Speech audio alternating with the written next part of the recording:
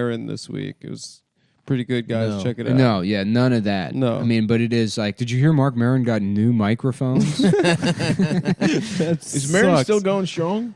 I wonder. I guess, right? He's like an actor now. He was in The Irishman.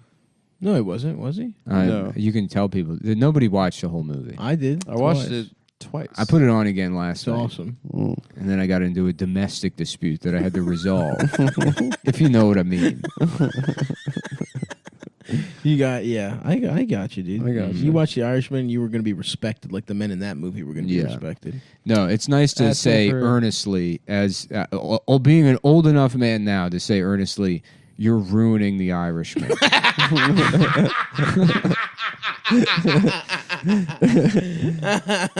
I saw two friends of the show got into a fight on Twitter about that movie. Who? Our friends Ryan Shutt and Mike Racine. I wouldn't say it was a fight. That wasn't a fight.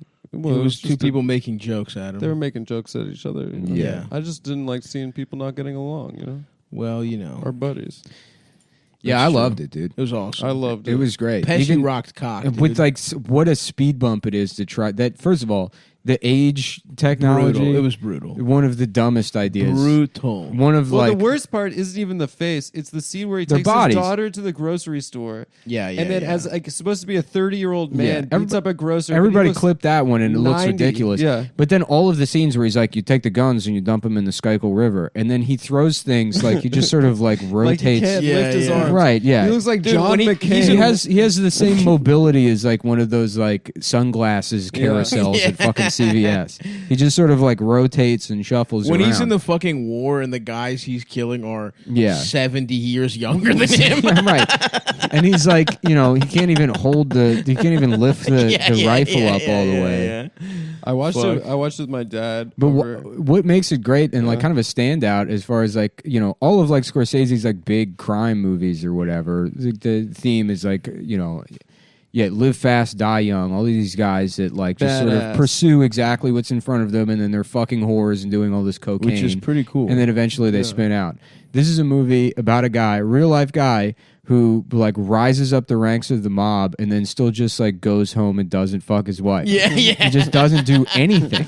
It's not like he's making money throughout it. He's like, I guess I'll murder people for the mafia. He's just in it the same way you blink, and it's like the same way you can just work at fucking FedEx and become there is no difference in his life between the beginning where he's driving the trucks and at the end where he's murdering his own friends. Right. His best friend. Yeah.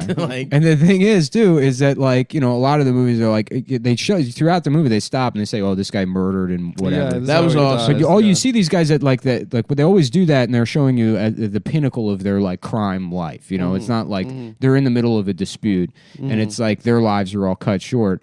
Whereas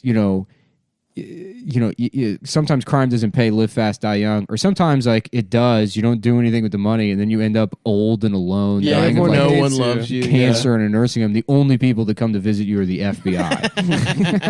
That scene is so funny. Yeah. When he asked who killed his lawyer. Yeah, and the nurse who's like, he's like, who's that? And he's like, you know who Jimmy Hoffa is? And she's like, no. Yeah. He's like, okay, goodbye. Yeah, dude. Yeah. God damn, it was fucking brutal. Yeah. Yeah. I watched it with my dad, and then at the second the credits rolled, he turned to me and he's like, and you know who turned him into a killer? The United States military. And I was like, that's your takeaway from this movie? That's your takeaway? Yeah, in the only like justified war we've ever had. Should we not have fought the Nazis? Yeah. Literally, you're a Holocaust. We're Jewish. Yeah. People in our family died in the Holocaust. That's awesome, dude. Yeah. Your dad just fucking getting the djembe out and smoking the fucking chillum. Yeah, I want to show it to my dad just to see what dumb Irish bullshit he says at the end of it. Oh yeah, how he makes it about himself. I do love that it's the Irishman. It's like, oh yeah, De Niro and Pacino are going to be speaking Italian during it. It's a movie about wops. Mm-hmm. That's the thing, dude. It's like a lot of it doesn't fit, and they kind of like even the fucking age stuff. But it's like those guys are so good that it doesn't fucking matter. I mean, Pacino's bad, but it doesn't matter. No, Pacino's hilarious, dude. He's super funny. He's crushing super it. funny. Yeah. But he's over the top. Pesci is like incredible in Pesci is actual the best. acting. It's unbelievable. Best supporting Yeah, actor. Yeah, he's wild. incredible. It was annoying that they put Action Bronson in it. Yeah, that was a little bit annoying at the end. There was a little bit of stunt casting here. In Although in my head, how I like what I like to think is that's Scorsese picking out his own like gaudy casket, you know, and the he's green like, one. Yeah, so it's like we see the character and he has to pick out his own casket because no one's going to do it for him. And it's like, what if I'll make this the shittiest part of the movie and put Action Bronson in it, so people remember this when I die in 2 years. No, he's gonna live forever, dude. Don't say that about all those Marty. guys are going to die in a week. Don't say that, dude. That's what makes it fun to watch. That would be fucking brutal. Scorsese's I fucking love that dude. He stayed young by doing all that yips, you know. Sebastian Maniscalco was good though.